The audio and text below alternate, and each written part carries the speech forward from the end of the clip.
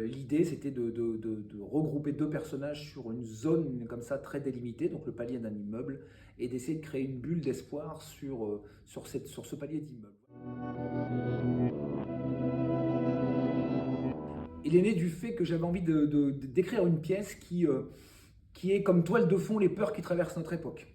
La guerre à nos frontières, les changements climatiques, la montée des radicalités, etc. Toutes ces peurs qui traversent notre époque, je voulais que ça soit la toile de fond de la pièce, mais que ce soit surtout une pièce qui soit porteuse d'espoir.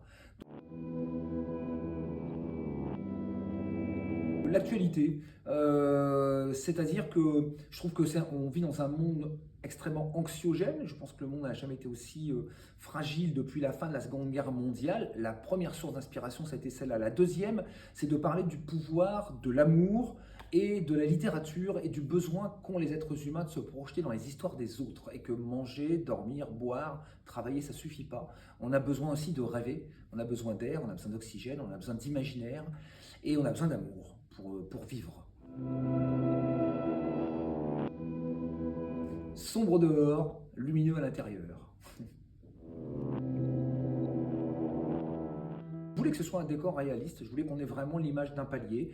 Et je voulais qu'une des gageures du spectacle, ce soit justement que tout le spectacle se mette en scène sur un tout petit espace très restreint et que pourtant les images changent et évoluent en permanence pendant le spectacle, c'est-à-dire que l'œil du spectateur soit sans arrêt sollicité, malgré le fait qu'on joue sur un espace restreint. Il fallait que ça soit restreint pour que tout le jeu se déroule justement sur les 2 comédiens, que tout soit centré sur le jeu des 2 comédiens et qu'on soit vraiment dans un théâtre assez concret finalement, même si le propos ne l'est pas, puisqu'on est dans une dystopie.